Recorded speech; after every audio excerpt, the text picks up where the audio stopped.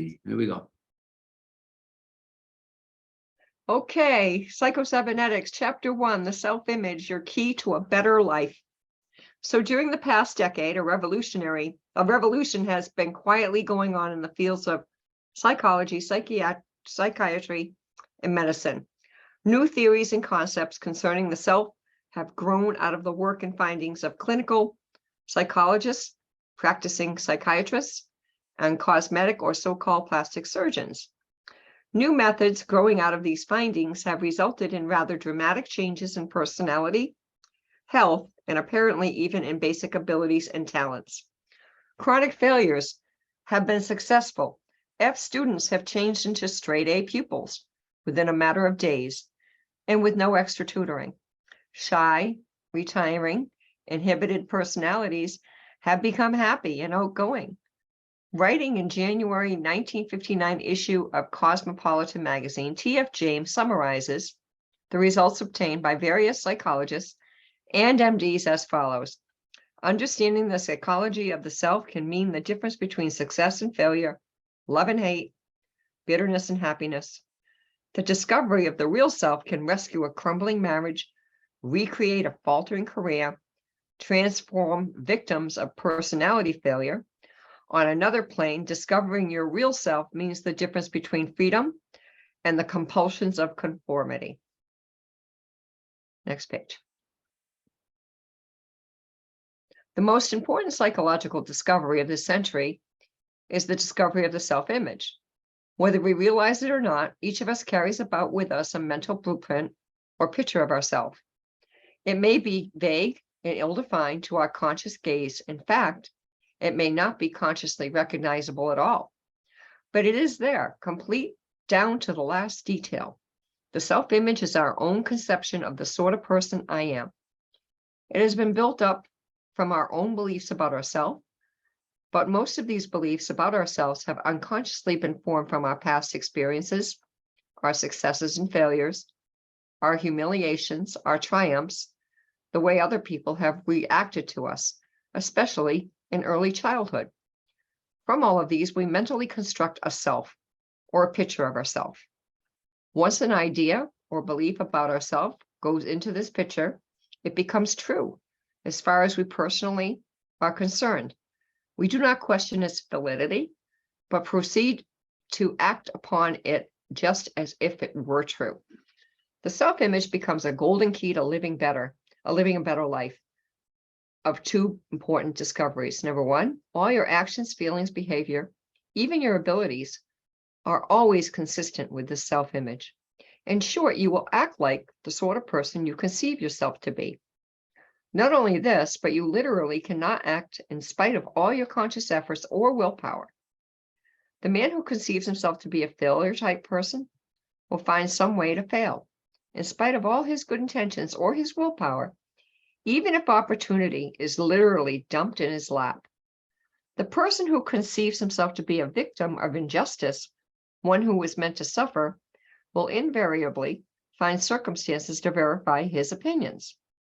The self-image is a premise, a base, or a foundation upon which your entire personality, your behavior, and even your circumstances are built. Because of this, our experiences seem to verify and thereby strengthen our self-image, and a vicious or beneficent cycle, as in the case may be, is a setup. Strength of self. For example, a schoolboy who sees himself as an F-type student, or one who is dumb in math, will invariably find that his report card bears him out. He then has proof. A young girl who has an image of herself as the sort of person no one likes will find indeed that she is avoided at the school dance. She literally invites rejection. Her woe-begone expression, her hang-dog manner, her over-anxiousness to please, or perhaps her unconscious hostility towards those she anticipates will affront her, all act to drive away those whom she would attract. In the same manner, a salesman, a businessman, will also find that his actual experiences tend to prove his self-image is correct. Because of this objective, proof is it is very seldom occurs to a person that his trouble lies in his self-image or his own evaluation of himself. Tell the schoolboy that he only thinks he cannot master algebra, and he'll doubt your sanity.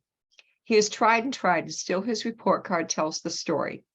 Tell the salesman that if only an idea that he cannot earn more than a certain figure, and he can prove you wrong by his order book. He knows only too well how hard he has tried and failed. Yet, as we shall see later, almost miraculous changes have occurred, both in grades of students and in the earning capacity of salesmen, when they were prevailed upon to change their self-images. Number 2, the self-image can be changed.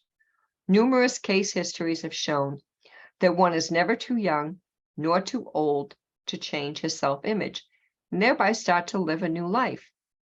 One of the reasons it has seemed so difficult for a person to change his habits, his personality, or his way of life has been that heretofore nearly all efforts at change have been directed to the circumference of the self, so to speak, rather than to the center. Numerous patients have said to me something like the following: if you're talking about positive thinking, I've tried that before, or it just doesn't work for me. However, a little questioning invariably brings out that these individuals have employed positive thinking or attempted to employ it, either upon particular external circumstances or upon some particular habit or character defect. I will get that job. I will be more calm and relaxed in the future. This business venture will turn out right for me, etc. But they had never thought to change their thinking of the self, which was to accomplish these things pass. Jesus warned us about the folly of putting a patch of new material upon an old garment, or of putting new wine into old bottles. Positive thinking cannot be used effectively as a patch or a crutch to the same self-image. In fact, it is literally impossible to really think about a particular situation as long as you hold a negative concept of self. And numerous experiments have shown that once the concept of self is changed, other things consistent with the new concept of self are accomplished easily and without strain. One of the earliest and most convincing experiments along this line was conducted by the late Prescott Lecky, one of the pioneers in self-image psychology. Lecky conceived of the personality as a system of ideas, all of which must seem to be consistent with each other. Ideas which are inconsistent with the system are rejected, not believed, and not acted upon. Ideas which seem to be consistent with the system are accepted.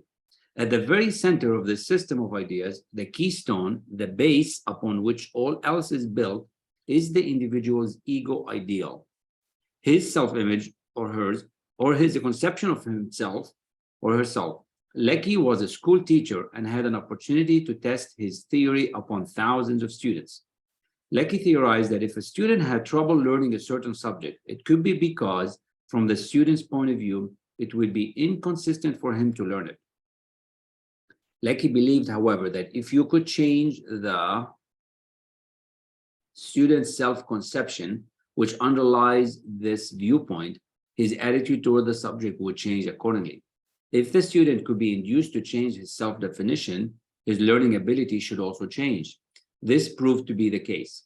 One student who misspelled 55 words out of 100 flunked so many subjects that he lost credit for a year, made a general average of 91 the next year, and became one of the best spellers in school. A boy who was dropped from one college because of poor grades entered Columbia and became a straight A student. A girl who had flunked Latin 4 times after 3 talks with the school counselor finished with a grade of 84. A boy who was told by a testing bureau that he had no aptitude for English won honorable mention the next year for a literary prize. The trouble with these students was not that they were dumb or lacking in basic aptitudes. The trouble was an inadequate self-image. I don't have a mathematical mind. I'm just naturally a poor speller. They identified with their mistakes and failures. Instead of saying, I failed that test, factual and descriptive, they concluded, I am a failure. Instead of saying, I flunked that subject, they said, I'm a flunk out. For those who are interested in learning more of Lecky's work, I recommend securing a copy of his book, Self-Consistency, A Theory of Personality, the Island Press, New York. Lecky also used the same method to cure students of such habits as nail biting and stuttering. My own files contain case history just as convincing. The man who was so afraid of strangers that he seldom ventured out of the house and who now makes his living as a public speaker. The salesman who had already prepared a letter of resignation because he just wasn't cut out for selling, and his 6 months later was #1 man on a force of 100 salesmen.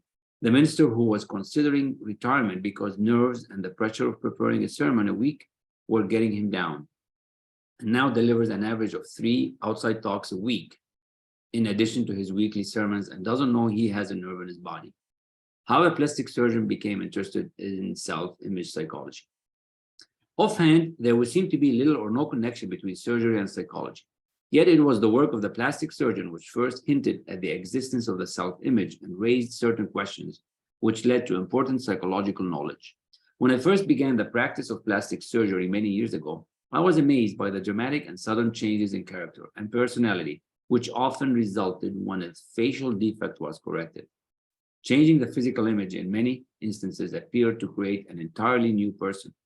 In case after case, the scalpel that I held in my hand became a magical wand that not only transformed the patient's appearance, but transformed his whole life. The shy and retiring became bold and courageous. A moronic, stupid boy changed into an alert, bright youngster who went on to become an executive with a prominent firm. A salesman who had lost his touch and his faith in him became a model of self-confidence. And perhaps the most startling of all was the habitual hardened criminal who changed almost overnight from an incorrigible who had never showed any desire to change into a model prisoner who won a parole and went to assume a reasonable role in society.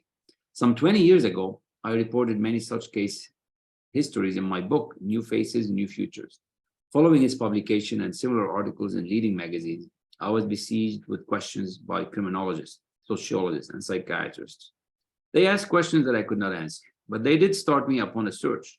Strangely enough, I learned as much, if not more, from my failures as from my successes. Pass.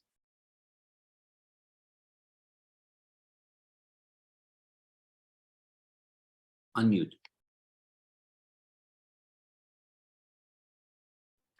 Okay, it was easy to explain the successes. The boy with the 2 big ears, who had been told that he looked like a taxi cab with both doors open. He'd been ridiculed all his life, often cruelly. Association with playmates meant humiliation and pain. Why shouldn't he avoid social contacts? Why shouldn't he become afraid of people and retire into himself? Terribly afraid to express himself in any way. It was no wonder he became known as a moron. When his ears were corrected, it would seem only natural that the cause of his embarrassment and humiliation had been removed, and that he should assume a normal role in life, which he did. Or consider the salesman who suffered a facial disfigurement as a result of an automobile accident. Each morning when he shaved, he could see a horrible disfigured scarring on his cheek and the grotesque twist of his mouth. For the first time in his life, he became painfully self-conscious. He was ashamed of himself and felt that his appearance must be repulsive to others. The scar became an obsession with him. He was different from other people. He began to wonder what others were thinking of him. Soon his ego was even more mutilated than his face. He began to lose confidence in himself. He became bitter and hostile. Soon almost all his attention was directed toward himself, and his primary goal became the protection of his ego and the avoidance of situations which might bring humiliation.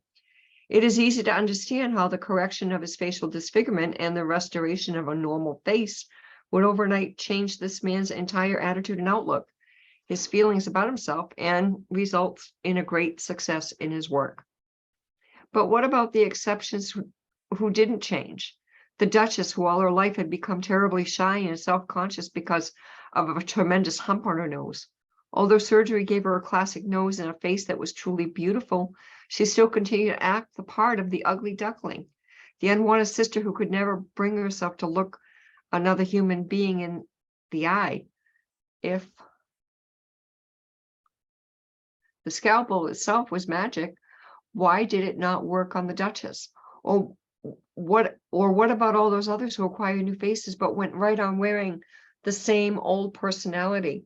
Or how explain the reaction of those people who insist that surgery has made no difference whatsoever in their appearance? Every plastic surgeon had this experience and has probably been baffled by it as I was.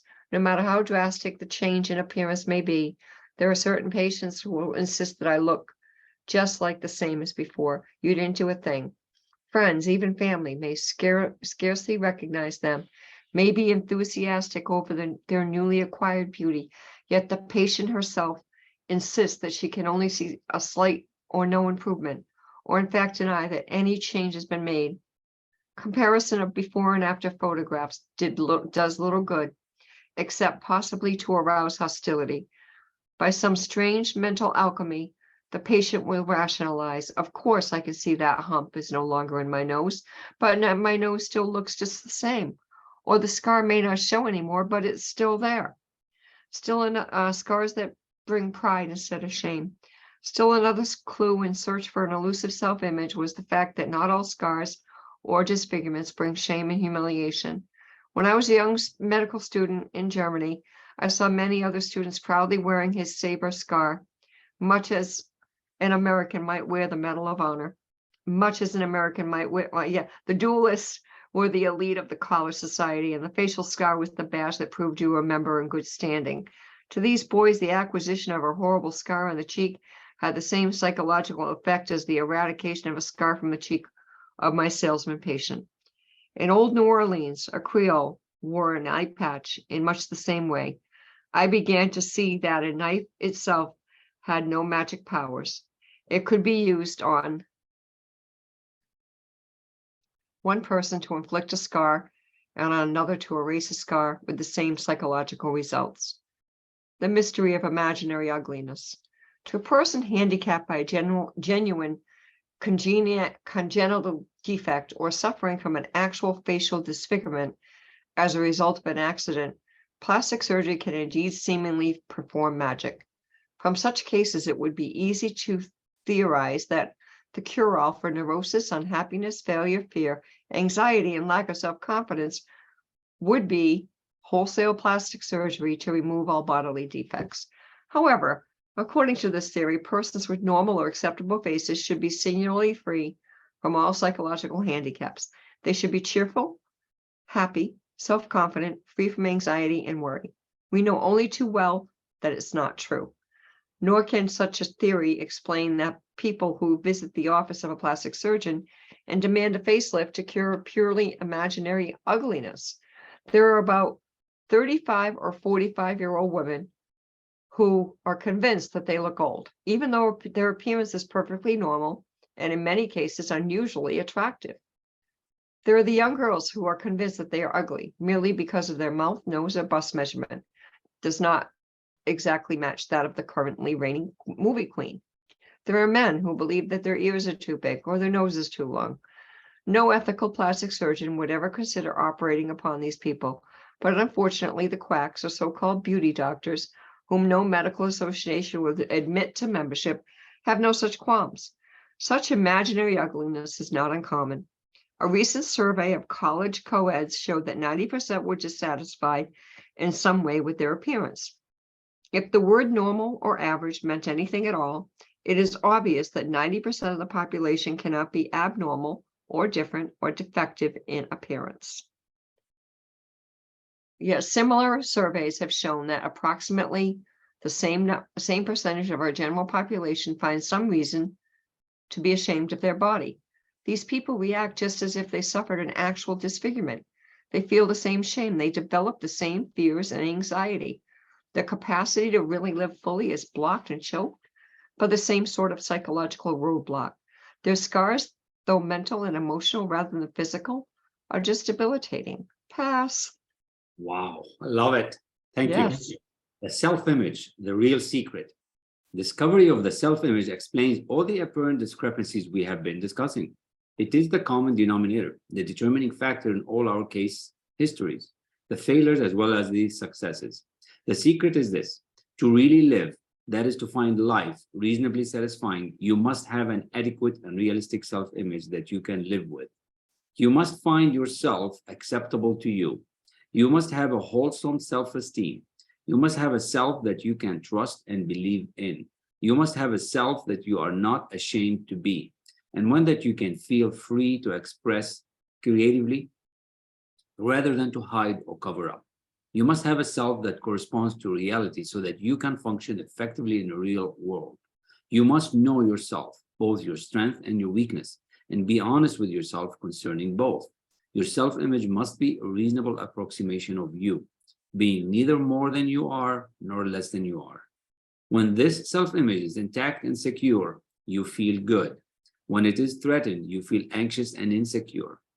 When it is inadequate and one that you can be when it's adequate and one that can be wholesomely proud of, you feel self-confident.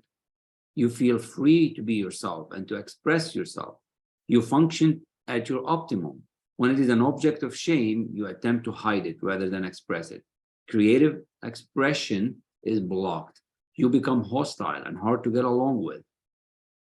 If a scar on the face enhances the self-image, as in the case of the German duelist, self-esteem and self-confidence are increased. If a scar on the face detracts from the self-image, as in the case of the salesman, loss of self-esteem and self-confidence results. When a facial disfigurement is corrected by plastic surgery, dramatic psychological changes result only if there is a corresponding correction of the mutilated self-image. Sometimes the image of a disfigured self persists even after successful surgery, much the same as the phantom limb may continue to feel pain years after the physical arm or leg has been amputated. I begin a new career. These observations led me into a new career. Some 15 years ago, I became convinced that the people who consult a plastic surgeon need more than surgery, and that some of them do not need surgery at all. If I were to treat these people as patients, as a whole person rather than as merely a nose, ear, mouth, arm, or leg, I needed to be in a position to give them something more. I needed to be able to show them how to obtain a spiritual facelift, how to remove emotional scars, how to change their attitudes and thoughts as well as their physical appearance. This study has been most rewarding. Today, I am more convinced than ever that what each of us really wants deep down is more life.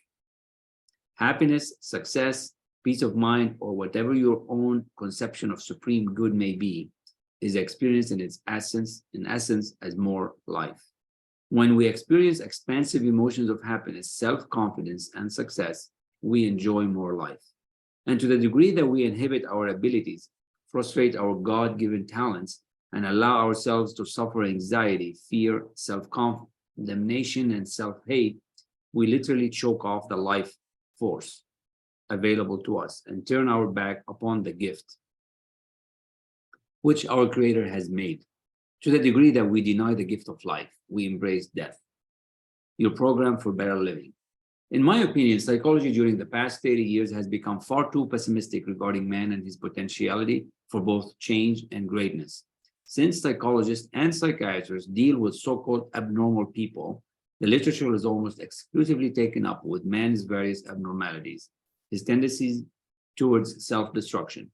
Many people, I am afraid, have read so much of this type of thing that they have come to regard such things as hatred, the destructive instinct, guilt, self-condemnation, and all the other negatives as normal human behavior. The average person feels awfully weak and impotent when he thinks of the prospect of pitting his puny will against these negative forces in human nature in order to gain health and happiness. If this were a true picture of human nature and the human condition, self-improvement would indeed be a rather futile thing. However, I believe, and the experiences of my many patients have confirmed the fact, that you do not have to do the job alone. There is within each one of us a life instinct, which is forever working towards health, happiness, and all that makes for more life for the individual. This life instinct works for you through what I call the creative mechanism, or when used correctly, the success mechanism built into each human being.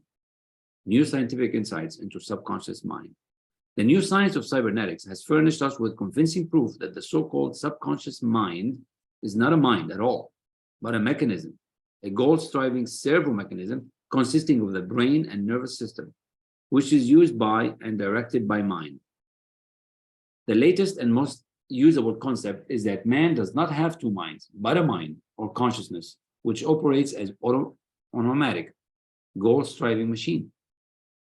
This automatic goal-striving machine functions very similarly to the way that electronic servo mechanisms function, as far as the basic principles are concerned, but it is much more marvelous, much more complex than any electronic brain or guided missile ever conceived by man. The creative mechanism within you is impersonal. It will work automatically and impersonally to achieve goals of success and happiness, or unhappiness and failure, depending upon the goal which you yourself set for it. Presented with success goals, and it functions as a success mechanism. Presented with negative goals, and it operates such as impersonally, and just as faithfully as a failure mechanism. Like any other servo mechanism, it must have a clear-cut goal, objective, or problem to work upon. The goals that our own creative mechanism seeks to achieve are mental images or mental pictures, which we create by the use of imagination. The key goal image is our self-image. Our self-image prescribes the limits for the accomplishment of any particular goals. It prescribes the area of the impossible. Like any other servo mechanism, our creative mechanism works upon information and data which we feed into it, our thoughts, beliefs, and interpretations. Through our attitudes and interpretations of situations, we describe the problem to be worked upon. If we feed information and data into our creative mechanism to the effect that we ourselves are unworthy, inferior, undeserving, incapable, a negative self-image basically, this data is processed and acted upon as any other data in giving us the answer in the form of objective experience. Like any other servo mechanism, our creative mechanism makes use of the stored information or memory in solving current problems and responding to current situations. Your program for getting more living out of life consists in, first of all, learning something about this creative mechanism or automatic guiding system within you and how to use it as a success mechanism rather than as a failure mechanism. The method itself consists in learning, practicing, and experiencing new habits of thinking, imagining, remembering, and acting in order to, number one, develop an adequate and realistic self-image. Number two, use your creative mechanism to bring success and happiness in achieving particular goals. If you can remember, worry, or tie your shoe, you can succeed. As you will see later, the method to be used consists of creative mental picturing, creatively experiencing through your imagination, and the formation of new automatic reaction patterns by acting out and acting as if. I often tell my patients that if you can remember, worry, or tie your shoe, you will have no trouble applying this method. The things you are called upon to do are simple, but you must practice and experience. Visualizing, creative mental picturing is no more difficult than what you do when you remember some scene out of the past or worry about the future. Acting out new action patterns is no more difficult than following through on tying your shoes in a new and different manner each morning, instead of continuing to tie them in your old habitual way, without thought or decision. Wow. Woo! Beautiful chapter. That was a beautiful chapter. I read a little bit this morning, but I was reading off my Kindle, which has the new version. This is the older version, but I like both of them, you know. Mm-hmm. Yeah, I mean, the new version has a few more little paragraphs where it talks about his point of view, the new Yeah. there, but it's all good. I love it. I somehow, when we read things again and you focus like we did today, I got more out of this chapter than one I did on Monday, you know, because I just read it on Monday with that group. So thank you for making the time today to read it with me. So I'm going to pause here for a second.